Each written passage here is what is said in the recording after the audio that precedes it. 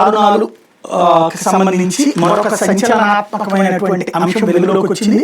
జయంత్ అనే ఆర్టీఐ కార్యకర్తకు సంబంధించి కర్ణాటకలో ధర్మస్థలంలో అనేక మంది మహిళలు బాలికల మృతదేహాలను చట్టవిరుద్ధంగా ఖననం చేసిన కేసులో మరో కొత్త విషయం వెలుగులోకి వచ్చింది. 2000 సంవత్సరం నుంచి 2015 సంవత్సరం వరకు నమోదైన అసహజ మరణాల రికార్డులు మాయమవడం తాజా కలకలం రేపుతుంది. సమాచార హక్కు చట్టం ఆర్టీఐ కార్యకర్త జయంత్ ఆర్టీఐ దరఖాస్తు విషయాలు వెలుగులోకి తెచ్చారు.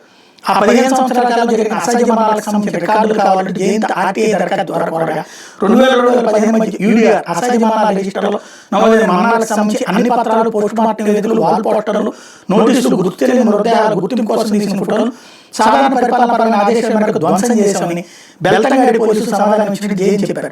ప్రస్తుత డిజిటల్ యుగంలో ఆ సమాచారం అంతా డిజిటలైజ్ చేయకుండా ఎలా ధ్వంసం చేస్తారని జయంత్ ప్రశ్నిస్తున్నారు. ధర్మస్థలంలో పలు హత్యలు జరిగాయని, వాటికి సంబంధించి తాను గతంలోనే ఆరోపణలు చేశానని, పలు వేదికలపై ప్రస్తావించారని, అప్పట్లో ఎవరు పట్టించుకోలేదని చెప్పారు. ఇక్కడ నెలకొన్న భయంకర పరిస్థితుల కారణంగా ఎవరు వాస్తవాలు చెప్పడం లేదని, తాను భయపడిన వ్యక్తిని అని తెలిపారు. హత్య జరిగినప్పుడు కొందరు మధ్యవర్తులు తెరపైకి వచ్చి రాజీలు గుర్తించారన్నారు. హత్యలు ఎవరు చేశారని తెలియదని చెప్పారు. సోమవారం సిట్ ముందు వెళ్ళి సమగ్ర సమాచారం ఇస్తానన్నారు. గుర్తు తెలియని ఒక బాలిక మృతదేహాన్ని ఖననం చేయడంలో చట్టపరమైన నిబంధనలంటే అధికారులు నీళ్లు వదిలేరని, అందుకు తానే ప్రత్యక్ష సాక్షిని జయంత్ చెప్పుకొచ్చారు. ఆ ఘటనలో అధికారులు తీరు ఒక్కొక్క కళాభరాన్ని పాతిపెట్టుందని విమర్శించారు. ఆ ఘటన ఎప్పటికీ తన కళలోనే మెదులుతుందని, అందుకే ఆదివారం సిట్కి ఫిర్యాదు చేశానని చెప్పారు. ఖననం సందర్భంగా అక్కడ ఉన్న అధికారులందరి పేర్లు ఫిర్యాదులు పేర్కొన్నారు.